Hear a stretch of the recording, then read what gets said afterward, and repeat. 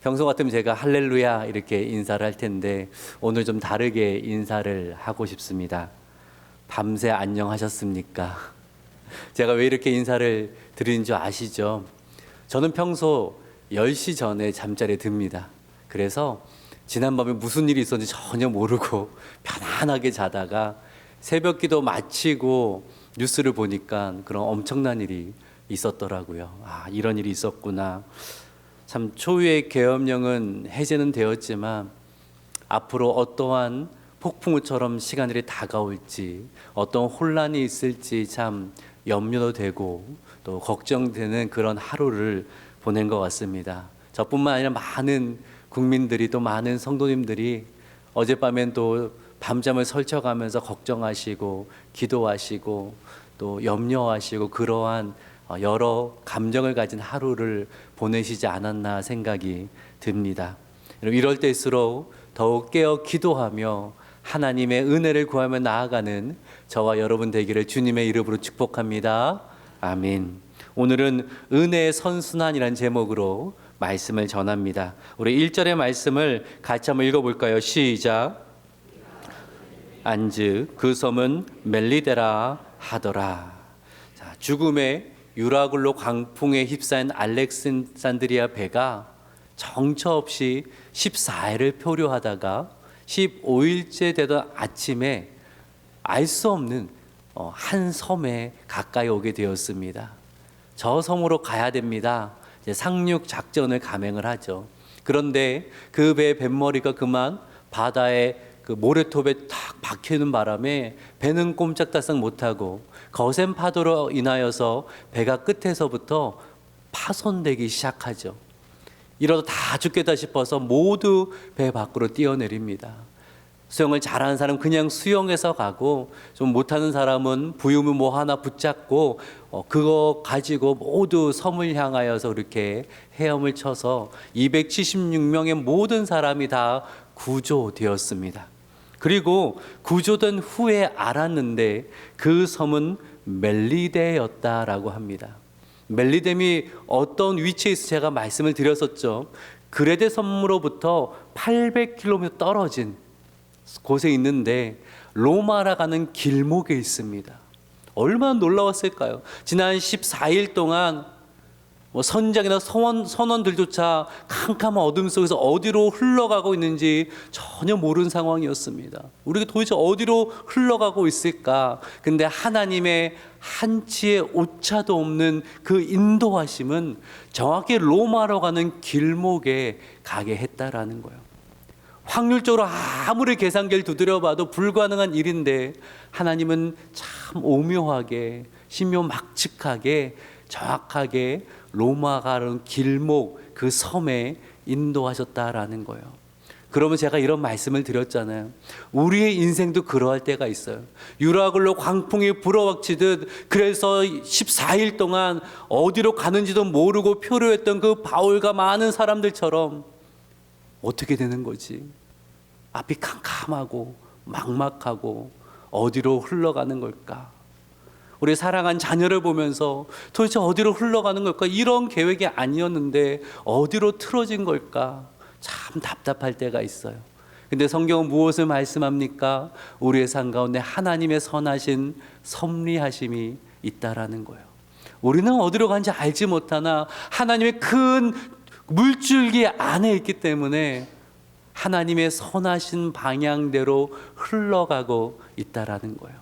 하나님께서는 모든 것이 합력하여서 그분의 선을, 그분의 거룩하신 뜻을 이루어 가신다라는 거예요. 여러분 믿으십니까? 아멘이시죠. 그러기에 두려워하기보다 하나님의 섭리하심을 소망하고 기대하며 기도하시고 인내하시고 또 믿음으로 살아가자라는 말씀을 드렸습니다. 가끔의 우리나라 상황을 보니까 정말 유로글로 광풍에 휩쓸린 배처럼 나라가 어디로 흘러가는가라는 안타까움이 있습니다. 많은 분들이 걱정하고 계시죠. 하지만 이 나라가 어떤 나라입니까? 일본의 압제 속에서도 기독교인들이 기도하며 일어나서 독립운동을 외쳤던 나라입니다. 기도함으로 하나님의 광복의 역사를 경험한 나라입니다. 한국 전쟁으로 폐허가 됐음에도 불구하고 기도함으로 하나님 은혜를 구함으로 하나님이 일으켜 주신 나라입니다. 여기까지 올 수 있었습니다. 하나님의 은혜를 경험한 나라이고 민족입니다. 그 모든 과정 가운데 외부에서는 기적이다 말하지만 아니요, 기도의 은혜였고 기도의 역사였습니다. 저는 확신합니다. 기도하는 교회가 망하지 않듯이 기도하는 하나님의 사람에 있는 나라는 결코 망하지 않을 줄로 믿습니다. 그러기에 오늘에도 하나님의 거룩하신 뜻은 여전히 이루어지고 있음을 믿으면서 믿음으로 기도하는 저와 여러분 되기를 주님의 이름으로 축복합니다. 아멘. 2절의 말씀을 봅니다. 같이 한번 읽어보죠. 시작. 날이 참에 원주민들이 우리에게 특별한 동정을 하여 불을 피워 우리를 다 영접하더라. 바울도 정말 죽을 고비를 넘긴 겁니다. 여러분, 겨울바다가 얼마나 찹니까? 게다가 차가운 겨울비도 내리고 있었어요. 바울은 평생 지병을 안고 살았잖아요. 나이도 60세 가까운 노년의 나이입니다. 2주 동안 제대로 먹지도 못하고 마시지도 못하고 잠도 못 잤어요. 체력적으로 많이 떨어져 있었는데 배에서 뛰어내려서 그 차가운 바다에 비를 맞으면서 헤엄쳐 왔으니까 상상을 해보세요. 온몸은 다 젖었죠. 체력은 떨어져 있죠. 추위에 벌벌 떨고 있었을 거예요. 입술은 파랗게 변해 있었을 거예요. 그렇죠? 뭐 다른 사람은 좀 젊고 또 상황은 좀 사정은 나았겠죠. 뭐 선장이나 선원이나 상인이나 군인들이나 제법 수중에 돈도 있지 않았겠습니까? 근데 바울은 가이사랴 감옥에서 2년이나 있다 배를 타게 됐으니 호송되는 상황이니 무슨 수중에 돈이 있겠습니까? 너무 보기에 너무 처량한 그러한 노인, 정말 초량한 불쌍해 보이는 노인, 것이 바울의 모습이었다라는 거예요. 멜리드 사람들이 보기에는 전혀 도움이 될 것 같지 않은 뭐 하나 유익이 없을 것 같은, 관심도 가지지 못할 법한 그러한 모습이었다라는 거예요. 근데 멜리드 사람들이 바울에게 동정을 베풀었다라고 누가는 이야기를 하죠. 동정으로 번역된 헬라어는 필라드로피아라는 단어인데 이것은 사랑의 친절이라는 거예요. 사랑으로 베푸는 친절. 지금 멜리드 사람들은 바울을 처음 만나는데, 처음 만난 사람 불쌍해 보긴 하지만 사랑으로 친절을 베푸는 건 참 어려운 일입니다. 근데요, 하나님께서 그 사람들의 마음을 이렇게 부드럽게 해주셔서 바울을 향한 친절을 베푸는데 누가가 보기에도 그것은 특별한 친절이었다는 거예요. 이례적인, 정말 기대할 수 없어 놀라운 그 사랑의 친절을 우리가 받게 되었습니다. 이 또한 하나님의 은혜였습니다 라고 말씀하고 있는 거죠. 그러면서 더 놀라운 은혜가 있습니다. 3절과 4절의 말씀을 볼 텐데, 3절은 제가 읽죠. 바울이 나무 한 묶음을 거두어 불에 넣으니 뜨거움으로 말미암아 독사가 나와 그 손을 물고 있는지라. 4절 같이 있습니다. 시작. 그 손에 매달려 있음을 보고 서로 말하되 진실로 이 사람은 살인한 자로다. 바다에서는 구조를 받았으나 공의가 그를 살지 못하게 함이로다 하더니. 자, 불을 쬐던 바울이 마른 나무 한 다발을 불에 넣었는데 그 나무 사이에 독사가 있었던 거예요. 불 열기에 깜짝 놀라서 튀어나와서 바울의 손을 꽉 물은 겁니다. 독사가 물었으니 부풀어 오르고 치명상을 입거나 목숨을 잃는 것이 수순일 거예요. 그 광경을 본 멜리드 사람들이 뭐라고 생각했냐면 바울은 살인자다라고 생각했어요. 왜냐하면 그들의 토속 신앙 가운데서는 살인자는 독사에 물려 죽습니다. 이 사람이 바다에서는 구조되었으나 신의 공의로운 심판을 받아 독사에 물려 죽는 살인자구나라고 생각을 했다는 거예요. 근데 5절과 6절을 보니까 어떤 일이 있어요? 바울이 그 짐승을 불에 털어버림에 조금도 상함이 없었더라. 아무런 일도 일어나지 않는 거예요. 6절은 같이 한번 읽어봅시다. 시작. 붙든지 혹은 갑자기 쓰러져 죽을 줄로 기다렸다가 오래 기다려도 그에게 아무 이상이 없음을 보고 돌이켜 생각하며 말하되 그를 신이라 하더라. 분명히 부어야 되고 쓰러져야 되고 죽어가야 되는데 아무런 일도 일어나지 않으니까 이런 일은 상식적으로나 경험적으로는 처음 있는 일이거든요. 그러니까 무슨 생각을 했어요? 이 사람은 신이다 라고 생각을 했다라는 거예요. 처음에 바울은 그저 동정의 대상, 불쌍한 노인이었습니다. 그런데 독사에 물리는 사건을 통하여서 바울의 위상이 완전히 달라지게 되었다라는 거예요. 이 겉으로 보기에는 이런 상황에 독사에까지 물리냐, 어떻게 이런 일이 있을 수 있냐라는 생각이 들잖아요. 여러분, 독사에 물린 것이 좋은 거예요, 안 좋은 거예요? 좋은 일이 안 좋은 일이에요? 제가 이렇게 물으면 항상 이제 고민되시죠. 무슨 의도로 저 질문하시나? 독사에 물린 건 안 좋죠. 근데요, 하나님의 은혜 가운데서 완전히 다른 결과가 일어나게 된 거예요. 초라한 바울을 하나님 멜리데 사람들 앞에서 높여주신 놀라운 섭리가 있게 되었다라는 거예요. 하나님이 일하시면 이런 것 같아요. 우리가 예상되는 수순에서 하나님 일하시는 것이 아니라 전혀 예상치 못하는 상황, 독사의 물림으로 높여주신 누가 알겠어요? 그렇죠? 정말 나에겐 일어나지 않아야 될 상황인데 어떻게 나를 이렇게 바닥까지 내리십니까? 라는 그런 불평이 있을 상황인데 하나님은요, 그 상황에서 놀라운 방식으로 때론 우리를 높여주신다라는 거예요. 이 믿음을 가진 사람은요, 그렇게 내가 스스로 높아지려고 그렇게 애쓰지 않아요. 어떻게 하면 남들과 비교해서 내가 더 높이 올라갈까? 남들을 시기하고 그러지 않는다라는 거예요. 예수님께 누가복음 14장 11절에서 이런 말씀 하셨습니다. 같이 읽어봅시다. 시작. 높이는 자는 낮아지고 자기를 낮추는 자는 높아지리라. 아멘. 하나님 나라의 원리는 이것이군요. 섬기는 자가 큰 자가 되고 낮아지는 자가 높아지는 자가 될 거라는 거군요. 이 원리를 잘 아는 바울은요, 한순간도 자신을 높이려 하지 않았어요. 언제나 낮은 자리에서 섬겼습니다. 하나님이 필요하면 나를 높여주시겠지. 바울은요, 감옥에 있을 때, 죄수의 신분으로 있을 때 하나님 어떻게 나를 이렇게 낮출 수가 있습니까? 내가 얼마나 헌신했는데 어떻게 나에게 이러실 수가 있습니까? 불평하고 원망하지 않았어요. 부하든 가난하든 일체의 비결을 배웠어요. 자족의 비결. 하나님이 필요하면 나를 높여주시겠지. 하나님의 영광을 위해 필요하면 나를 자유하게 하시겠지. 하나님을 바라봤다라는 거예요. 여러분, 하나님의 높여주심의 은혜를 아는 사람은 세상 사람에서 더 높이 올라가려고 그렇게 애쓰지 않는다는 거예요. 누군가 비교하면서 내가 더 높이 올라가려고 아둥바둥하지 않는다라는 거예요. 그저 하나님의 마음으로, 주님의 마음으로 섬기며 낮은 자리로 가서 묵묵히 주의를 감당합니다. 왜냐하면 하나님이 높여주실 것을 알거든요. 그리고 아주 중요한 사실 하나를 알아요. 꼭 기억하세요. 하나님의 은혜는 높은 곳에서 낮은 곳으로 흐르는 거예요. 은혜는 높은 곳에서 낮은 곳으로 흐르는 거예요. 내 삶에 하나님의 은혜가 충분하게 있으려면 마음이 높아지면 안 돼요. 내 마음이 높아지면 은혜는 다 없어지고 만다라는 것입니다. 사랑하는 여러분, 하나님의 은혜가 머무는 삶을 살기를 원하십니까? 원하시죠?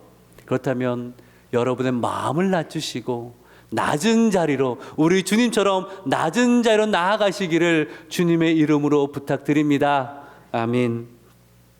오늘 본문을 보니까 바울은 멜리데 사람들에게 신적 존재가 됐습니다. 다들 우러러봅니다. 다들 바울을 높입니다. 이쯤 되면 어떻게 할 수 있습니까? 이제 그 사람들의 마음껏 조정할 수 있어요. 물 좀 가져와 봐라. 옷 좀 가져와 봐라. 뭐 좀 해봐라. 이렇게 사람들을 이용할 수 있거든요. 근데 바울은 전혀 그렇게 하지 않아요. 왜요? 모든 것이 하나님의 은혜임을 알거든요. 하나님의 은혜임을 알거든요. 이 은혜를 얼마나 귀한지 아니까 그 마음이 높아지는 것이 아니라 그 감사한 마음으로 더욱 섬기는 삶을 사는 것을 보게 됩니다. 여러분, 성도가요, 하나님의 은혜임을 잊는 순간에 그 마음이 교만해지고요. 하나님의 은혜임을 잊어가는 순간에 내 마음대로 다 하려고 그래요. 내가 중심에 서려고 그래요. 요한 3서 보면 디오드레베 장로를 향한 책망의 말씀이 있습니다. 9절을 보세요. 요한 3서 1장 9절, 내가 두어 절을 교회에 썼으나 그들 중에 으뜸되기를 좋아하는 디오드레베가 우리를 맞아들이지 아니하니. 10절은 같이 읽어봅시다. 시작. 그 행한 일을 잊지 아니하리라. 그가 악한 말로 우리를 비방하고도 오히려 부족하여 형제들을 맞아들이지도 아니하고 맞아들이고자 하는 자를 금하여 교회에서 내쫓는도다. 디오드벨의 장로를 향해서 뭐라고 사도 요한이 말하냐면 으뜸되기를 좋아하는 자다. 으뜸되기를 좋아하는 자. 자기 마음에 안 맞으면 심지어 교회 방문하는 순회 사역자마저도 내치는 자다. 성도가 그 사역자를 맞이하려고 한다면 자기 말 안 듣는다고 그도 교회에서 쫓아내는 정말 책망받는 마땅한 사람이다라고 말하고 있는 거예요. 근데 디오드레베 장로가 처음부터 이랬을까요? 처음부터 그랬겠어요? 그랬으면 장로 됐겠어요? 여러분, 예나 지금이나 한 교회 장로 세워진다는 것은 정말 어려운 일이에요. 그렇죠? 어려운 일이에요.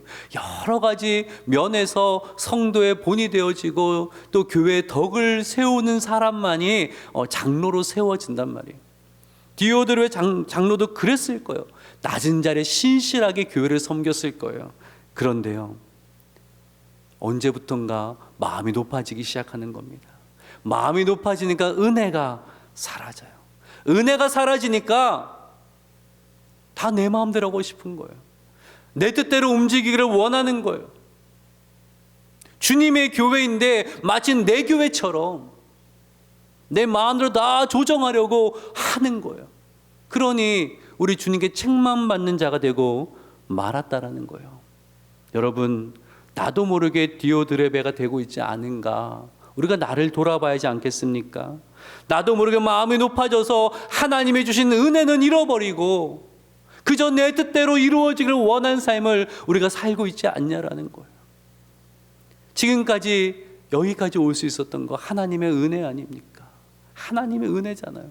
근데 내 마음이 높아져서 내가 잘나서 여기까지 온 것처럼, 내가 열심히 했기 때문에 다 이루었 것처럼 하나님의 은혜는 잊어버리고 마음은 높아지고, 그게 하나님 앞에 책망받는 인생으로 나아가고 있지는 않은가? 우리는 내 모습을 돌아볼 수 있어야 된다라는 거예요.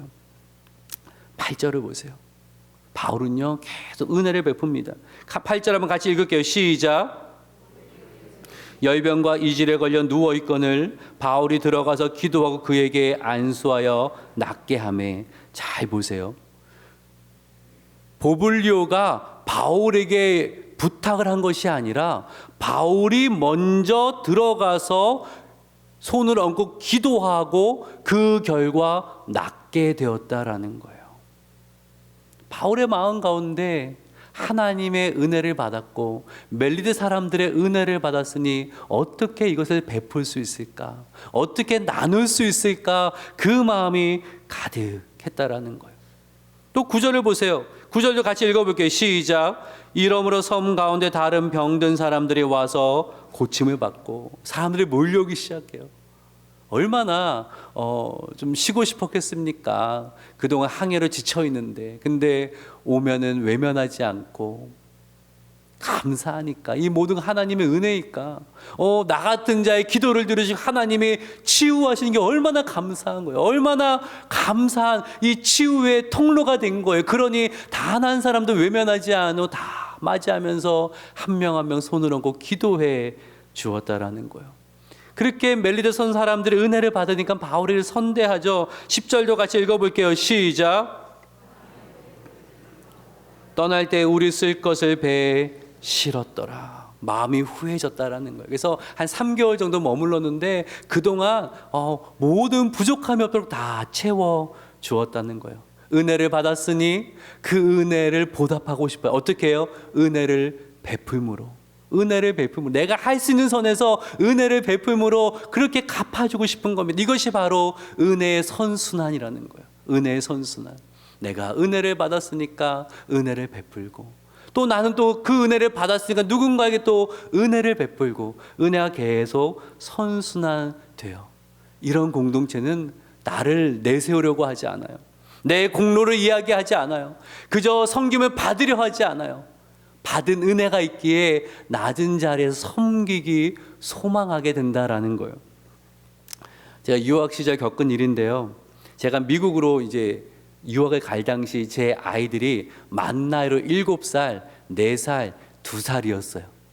그 애기들인데 그 애들 챙기는 것도 보통 일이 아닌데 또 짐을 많이 싸간다고 한 사람당 애기도 그렇고 애들도 그렇고 이민 가방 2개씩은 싸갈 수 있거든요. 이민 가방 2개 집에 꽉꽉 껴서 이민 가방 10개를 이렇게 해서 이제 건너갔어요. 지금 생각하면 영어도 못하면서 무슨 배짱으로 거기에 뭐 아는 사람도 하나 없는데 어떻게 그럴 수 있었을까 싶은데, 하여튼 그렇게 가서 이제 적응을 하는데 공항에 갔더니요, 무려 차 3대가 왔어요. 제가 아는 목사님이 부탁을 해서 3대가 와서 저희를 딱 태워서 가는데, 그 집사님 중에 한 분은 하루 월차를 내고 저희를 맞이하러 오신 거예요. 또 가면은요, 이제 아파트에 이렇게 월세로 들어갔는데, 우리로 하면 월세로 들어갔는데, 사실은 뭐 한국에서 그냥 이메일로만 우리 들어가겠다 그러고 간 거거든요. 근데 거기 사시는 한 분이 계셔서 다 봐주시고 또 얘기해 주시고 들어갈 수 있도록 모든 것을 다 이렇게 준비해 주신 거예요.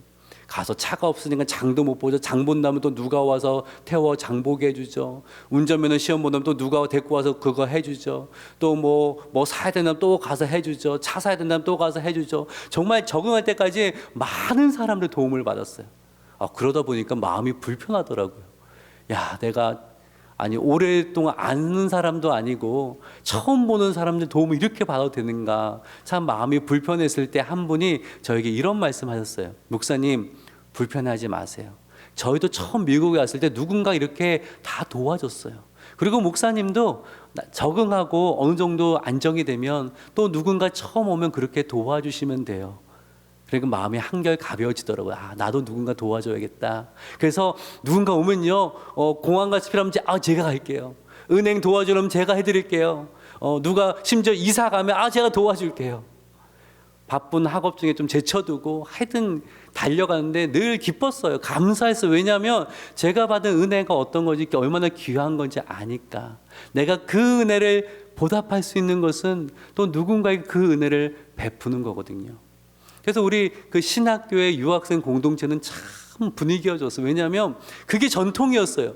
은혜를 받은 자는 은혜를 베푸는 거. 누가 거저 줬으면 거저 나눠줘요. 뭐 좀 더 생기면은 그것도 나눠줘. 왜요? 하나님의 은혜니까. 누군가의 은혜니까 그거 욕심내는 사람들이 별로 없는 거예요. 그래서 얼마나 참 행복하게 보냈는지 모릅니다. 그러면서 이것이 은혜의 선순환에 있는 공동체구나. 사랑하는 여러분, 은혜의 종착지가 되려고 하지 마세요. 은혜의 종착지가 되려고 하지 마세요. 나는 그저 많이 받는데 나눔이 없는, 베품이 없는 종착지가 되어서는 안 돼요. 하나님 은혜는 나를 통해서 다른 사람에게, 또 그를 통해서 다른 사람에게 늘 흘러갈 수 있어야 된다라는 거예요. 우리 12월입니다. 올해가 이제 얼마 안 남았어요. 한번 곰곰이 생각해 보세요. 올 한 해 동안 참 내가 도움받은 사람이 얼마나 많아요. 그렇죠? 내가 여기까지 오기까지 참 나를 위해 기도해주고 나를 이끌고 또 많은 은혜를 베푼 사람이 얼마나 많이 있습니까? 은혜 받고 그냥 지나쳐가고 있지 않습니까? 좀 오랜만에 연락도 하시고 감사 인사도 전하시고 또 주변에 좀 그 도움이 필요한 사람을 돌아보기도 하시고, 그러면서 은혜의 통로가 되어지는 저와 여러분 되기를 주님의 이름으로 축복합니다. 아멘. 오늘 말씀을 마칩니다. 은혜의 선순환 제목으로 말씀을 전했습니다. 2가지 문장을 꼭 기억합시다. 그리고 이것이 우리의 기도의 제목이 됐으면 좋겠습니다. 자, 첫 번째, 같이 한번 읽어봅시다. 시작. 마음이 높아져 은혜를 잃는 자가 되지 맙시다. 마음이 높아지면 은혜가 빠져나가 버려요. 은혜가 다 빠져나가 버리면 내 마음은 날카로울 수밖에 없어요. 모난 것이 드러날 수밖에 없어요. 어쩔 수 없어요. 나는 최고가 되고 싶고, 나는 높은 자리에 올라가고 싶고, 나는 대접만 받고 싶고, 내 뜻대로 다 하고 싶고. 우리 속사람은 그래요. 하나님의 은혜가 넘쳐나야 그런 것들은 감추어지고 하나님 기뻐하시는 삶이 나타나게 되는 거예요. 하나님의 은혜가 우리의 심령을 내 삶에 충분히 적시고 머물러 있어야 되는 것입니다. 두 번째 같이 한번 읽어봅시다. 시작. 가 되지 말고 은혜의 통로가 됩시다. 뭐가 되지 마요? 은혜의 종착지가 되지 마세요. 은혜의 통로가 되세요. 나를 통하여서 그분의 놀라운 은혜를 베풀기를 원하시는, 나의 그 섬김을 통하여서 나의 가정을, 우리의 교회를, 우리의 공동체를 은혜의 선순환 있는 공동체로 바꾸어 가기를 원하시는 그 하나님 놀라운 계획이 있습니다. 내가 통로가 될 때에 여러분 그러한 통로가 되기를 소망하시고 또 그렇게 쓰임받는 저와 여러분 되기를 주님의 이름으로 축복합니다. 아멘.